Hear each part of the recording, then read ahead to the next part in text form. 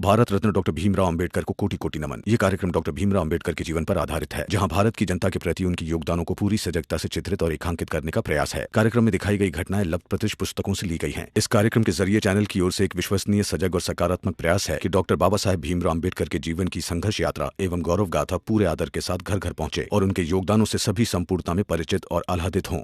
ये शादी नहीं हो सकती, बच्ची अभी छोटी है। बेटी हमारी, फैसला हमारा। हो कौन यहाँ पर आकर नाटक करने वाले? जाइए यहाँ से।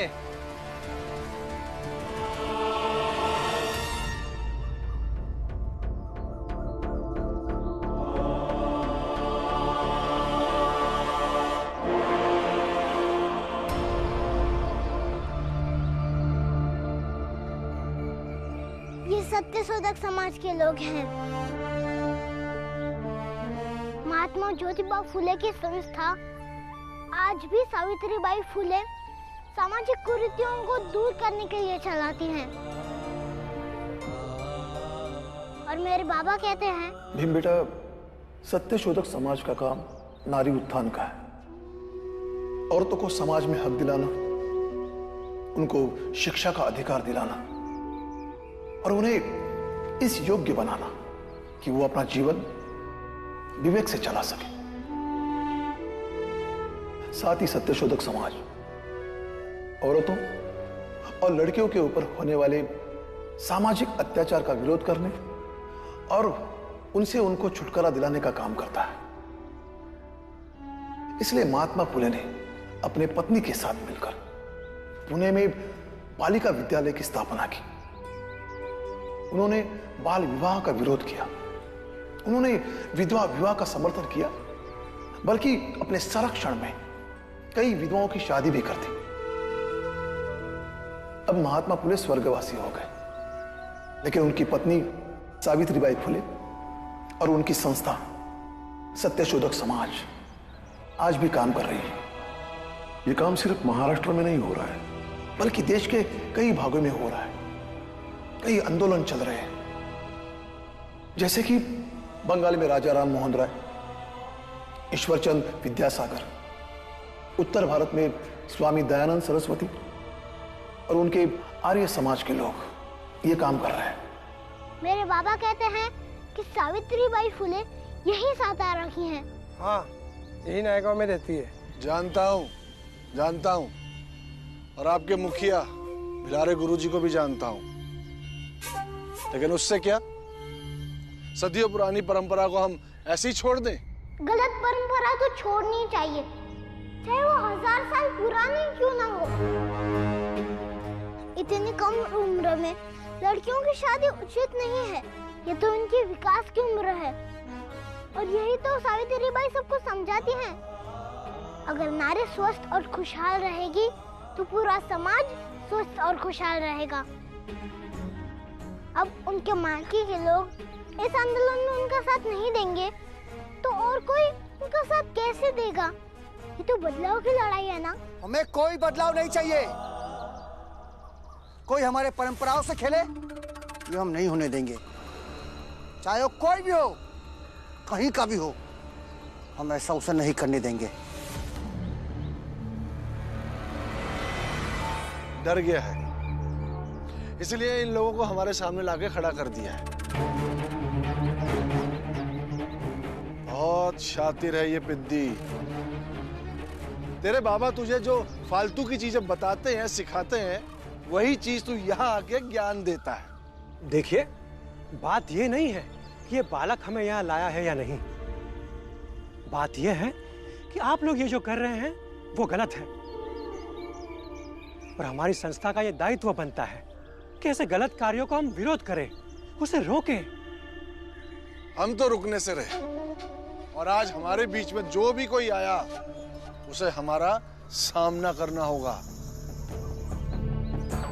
क्यों भाइयों? हाँ।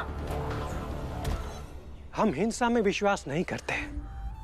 हम संत लोग हैं, शांति और सद्भाव का संदेश देते हैं।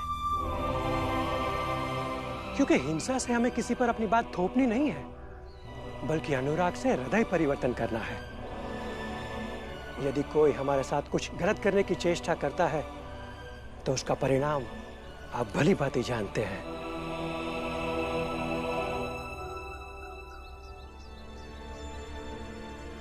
चलिए चलिए।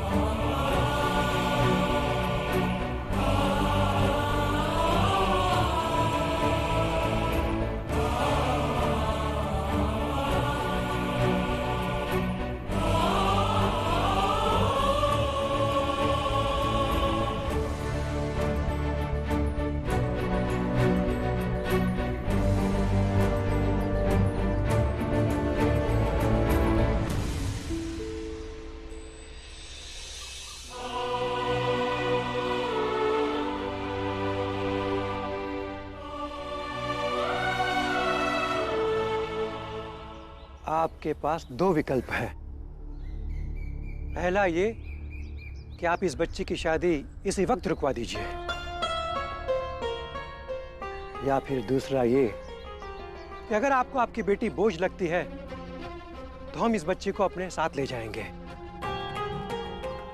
इसकी परवरिश, दीक्षा, शिक्षा की सारी जिम्मेदारी हमारा समाज लेगा। हाँ, माधवी दीदी सावित्रीबाई फुले के यहाँ चली जाएंगी और इनका ख्याल वहाँ बहुत अच्छे से रखा जाएगा। आप जानते हैं आप किस जात के हैं और किस जाति के साथ खड़े हैं? कुछ मालूम है आपको? हमारा समाज जात नहीं मानता। हमारी नजर में जिसकी सोच ऊंची वो ऊंची जात का, और जिसकी सोच छोटी वो छोटी जात का।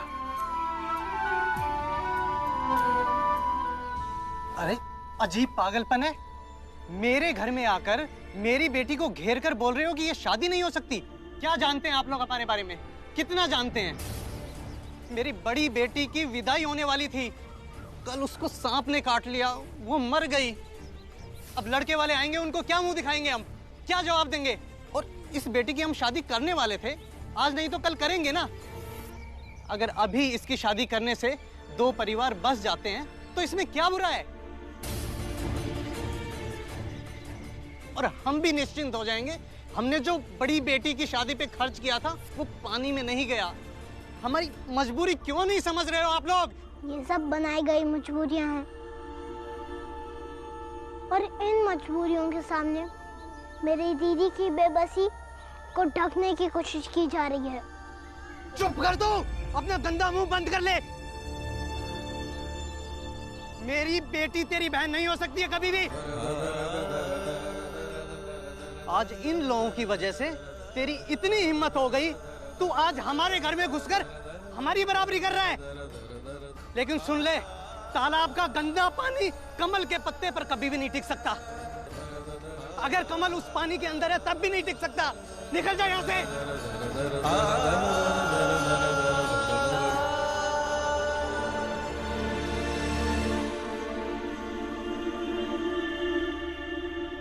बाबा, भीम ध्रुव की कुटिया में भी नहीं है।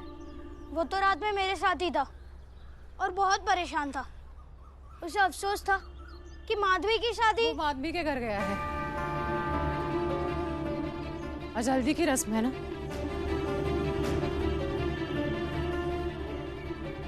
हमें वहां जाना होगा, कहीं कुछ अनर्थ ना हो जाए। चलिए चलो। हमारे दिए हुए दो विकल्प में से एक चुन लीजिए, हम चले जाएंगे। महाराज जी, ऐसे कैसे चुन ले? आप लोग अभी के अभी यहाँ चल जाइए, वरना परिणाम अच्छा नहीं होगा। क्यों भाइयों? परिणाम सही नहीं होगा। चले जाइए यहाँ से। माधवी, माधवी इधर आ जा। नहीं आई। आज पहली बार कोई मेरे हक के लिए खड़ा हुआ है, तो उससे भाग के कैसे आ जाऊं?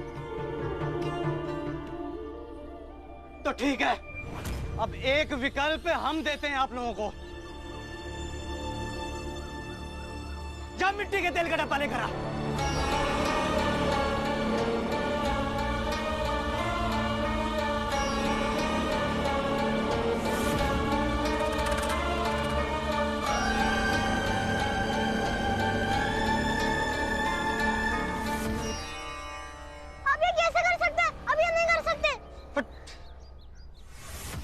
क्यों नहीं कर सकते? हम तो ऐसे ही करेंगे। जा मिट्टी का तेल लेकर आओ, सब पे छिड़क दो, सबको आग लगा दो, खासकर इस पिद्दी को। ये मत करिए। क्यों ना करें?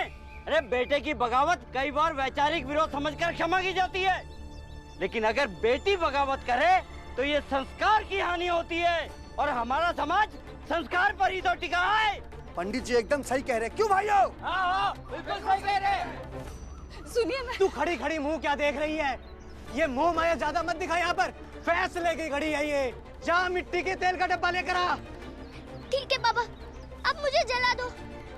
जैसे मैं पढ़ने गई थी तब आपने किताबें जलाई थी ना, आज अब मुझे ही जला दो। अरे हट।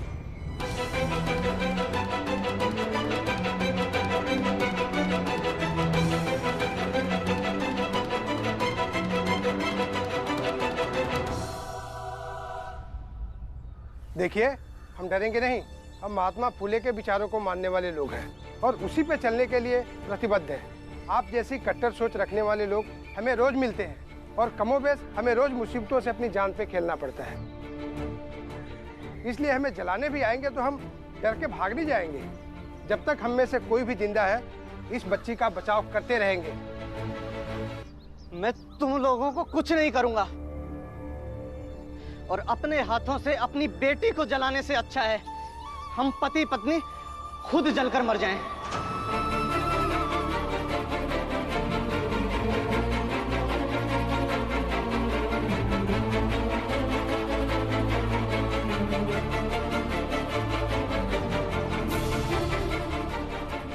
अरे हमारी बेटी को भी तो पता चले ना कि इसकी जिद के आगे इसके आई बाबा जलकर मर गए।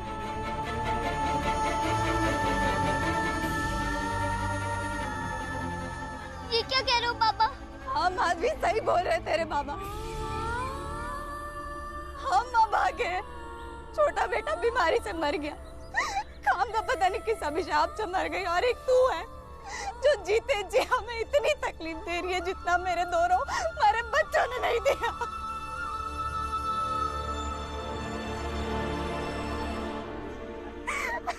ये भावनात्मक बात करने का समय नहीं है। आप माधवी दीदी के भविष्य के बारे में सोचिए ना। मुंह बंद कर अपना। हम माँ बाप की भावनाओं को कुछ भी नाम दे लो, लेकिन हमें जो सही लग रहा है हम कर रहे हैं। रुकिए काका,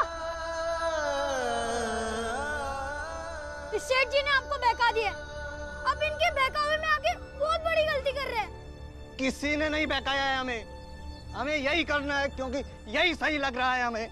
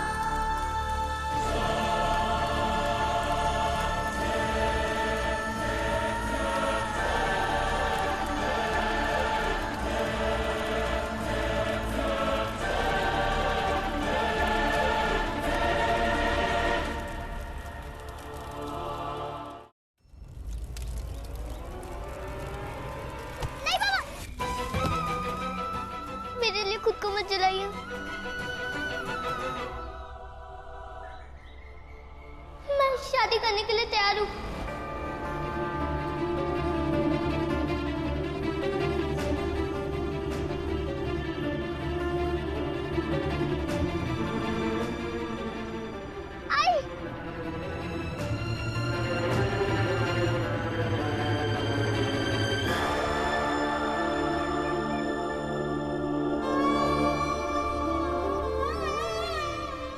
पर माधवी बेटा, बात रुक जाइए और वापस जाइए, क्योंकि किसी की जान की कीमत पर ये शादी रुक भी जाए तो पूरा घर उजड़ जाएगा।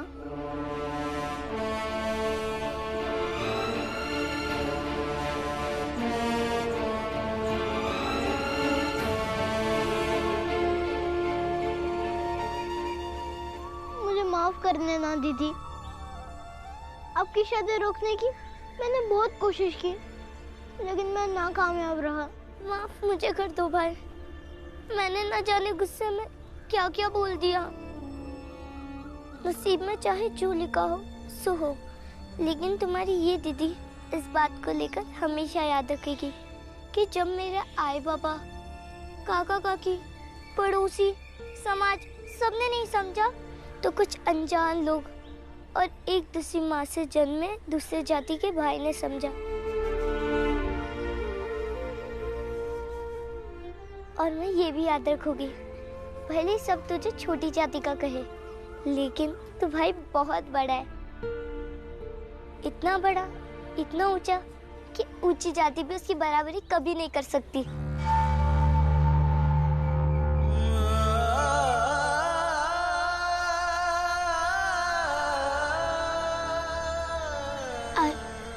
पहले हल्दी तो तू ही लगाएगी ना। चल आजा, बाकी बातें भूल जा। जब गुण को गाहक मिले तब गुण लाख बिकाई, जब गुण को गाहक नहीं तब कौड़ी बदल जाई। जाइए जाइए, आप भी जाइए, खेल खत्म हो गया है। जा ही रहे हैं, और ऐसा पहली बार नहीं हुआ है। अक्सर हम आप जैसे लोगों के बीच असफल होकर ही जाते हैं, लेकिन साथ में असफलता की जगह उम्मीद लेकर लौटते हैं कि आज नहीं तो कल सब कुछ बदलेगा। आपकी सोच, ये समाज, सब कुछ।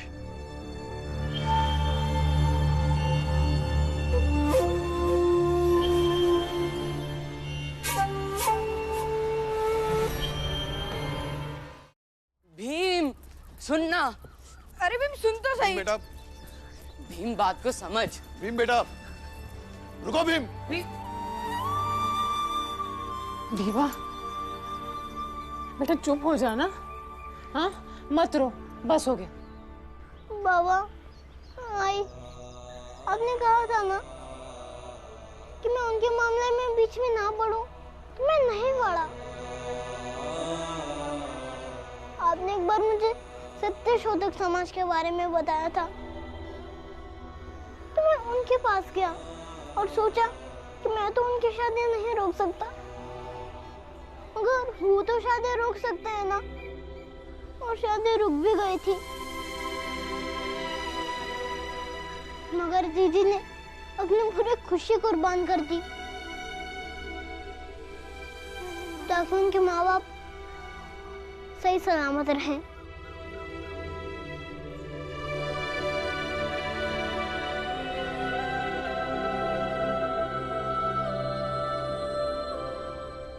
भीम बेटा, बेटी ऐसी होती है, मंजूला ना चाहते हुए भी शादी के लिए तैयार हो गई ना।